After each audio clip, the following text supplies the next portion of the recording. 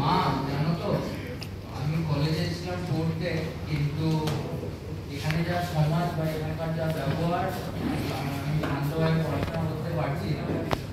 হয়তো সেইবারের মতো তোমার সাথে কথা হচ্ছে, এরপর আর কথা বলতে পারবো না।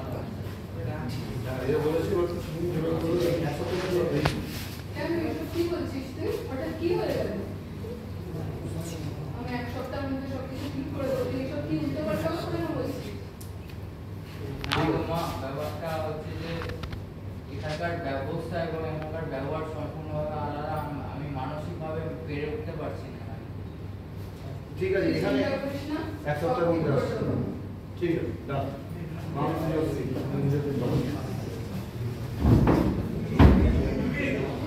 What's he doing? What?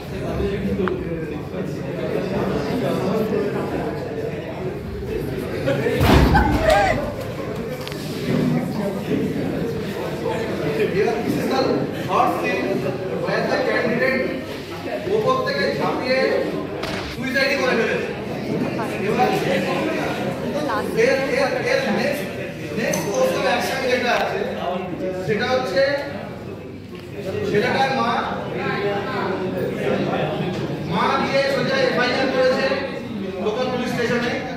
আর এফআইআরটা শুনে মানে যেটা মানে এফআইআরটা করেছে culpable homicide not about to murder, তো সেটা চার্জ নিয়ে ইনভেস্টিগেশন করে পুলিশ এটা চার্জশিট ফাইল করেছে।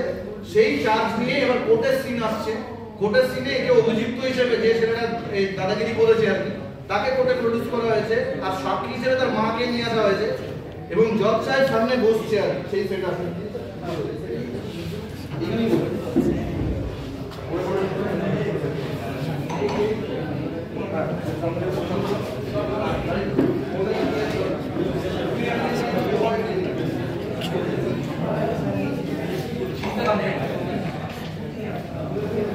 Okay. Now he is the judge. I am the public prosecutor to speak about this respective case. May I proceed, Your Lordship? Lordship, a mamlata this is very simple case as such. Here, one simple student who had come all together to study in this particular institution, a ছাত্র নতুন করে এসেছিল পড়াশোনা করার জন্য, তাকে দিনের পর দিন এই গুন্ডা বজ্জাত মার্কা ছেলেরা রেগুলারলি ডাকাডাকি করতো। ডাকিয়ে একবার বলছে তার অ্যাসাইনমেন্ট করতে, একবার বলছে প্রজেক্ট করতে, একবার অন্য কিছু করতে, শেষ পর্যন্ত সে ফ্রাস্ট্রেটেড হয়ে গিয়ে প্রাণ দিয়ে সে হ্যাভ কমিটেড সুইসাইড।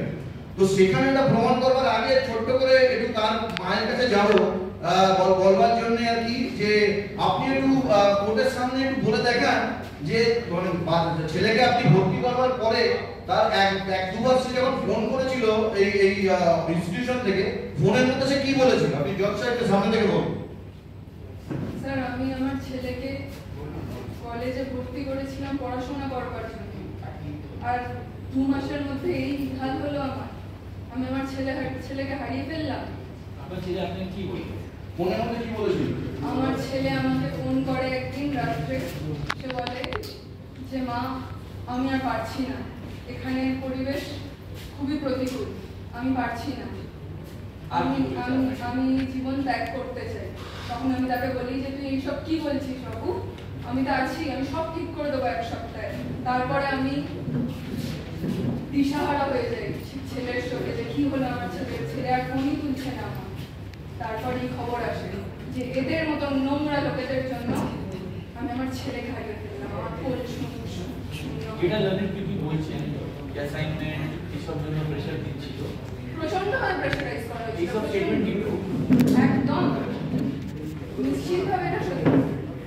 আমাকে আমার ছেলেকে প্রতিনিয়ত প্রেসারাইজ করা হয়েছিল সিনিয়রদের কাজকর্ম করে দেওয়ার জন্য, তাদের অ্যাসাইনমেন্ট করে দেওয়ার জন্য। আমার ছেলে নতুন কলেজে, সে তার নিজে পড়াশোনা করতে পারছে না, সে তার সিনিয়রদের করে দেবে। ওর গায়ে বারংবার হাত তোলা হয়েছিল। Thank you Lord.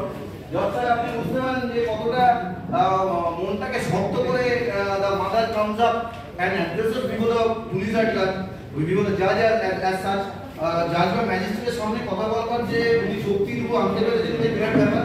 একটা জিনিস আপনি ভেবে দেখুন যে কত টাকা পয়সা খরচা করে বাবা মা কত স্বপ্ন নিয়ে একটা ইনস্টিটিউশনের যে ফ্রেন্ডের চিলড্রেন স্টাডি, আর এই ধরনের পর্যায়ে আমার কাছে মানে এরা একা না, মানে সংখ্যায় অনেক, এরা ধীরে ধীরে আমাদের এই পুরো সোসাইটিটাকে একবারে ভালোবাসির সাথে পৌঁছে দিচ্ছে। ইনস্টিটিউশন যদি কোনো স্টেপ না নেয়, এরকম ক্ষেত্রে যদি চলতে থাকলে এই যে ছেলেটি একেবারে তরতাজা প্রাণ চলে গেছে, এরকম অন্যদের ক্ষেত্রেও একই জিনিসই হবে জজ সাহেব। আর তারপরে একে তাকিয়ে সামনের দিকে তাকিয়ে দেখুন, মানে ও যে আপনার সামনে বসে আছে, আপনার ওখান থেকে 10 ইঞ্চি দূরে চলে যেতে হবে, মানে স্টুডেন্টদের সাথে নিয়ে ওদের 25 ধরনের নার্কোটিক ড্রাগ সাথে নেয়, মুখ দিয়ে তাহলে 25 ধরনের সেরকম ধরনের ড্রাগের বন্ধ আছে।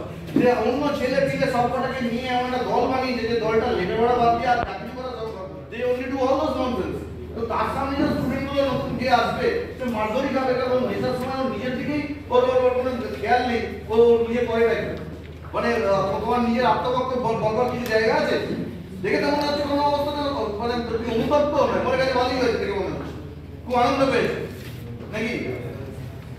কোনো জবাব দিতে পারছে না, কারণ এখন ঘুরেই আছে, নেশার মধ্যেই আছে। সেই জন্য my question is, before the people at large, এটা ওপেন কোর্ট, সকলের সামনে আপনি এমন একটা জাজমেন্ট দিন which will be an eye opener, ওটা মানুষের কাছে থেকে যাবে, সেকশন 146 ভারতীয় ন্যায় সংহিতায় যে এই ধরনের একটা পানিশমেন্ট দেওয়া হয়েছে, যে পানিশমেন্টে নতুন কোনো ছাত্রছাত্রী এই ধরনের অপরাধ করবার আগে 25 বার তারা ভাববে এবং তারা যেন কেটে ওঠে একই অফেন্স তারা সেকেন্ড টাইম না করতে পারে। I raise the case, my lord.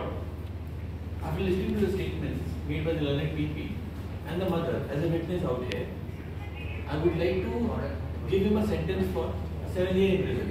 7 years in prison, মানে 7 বছরের সশ্রম কারাদণ্ড হলো এনার এই অফেন্স করবার জন্য।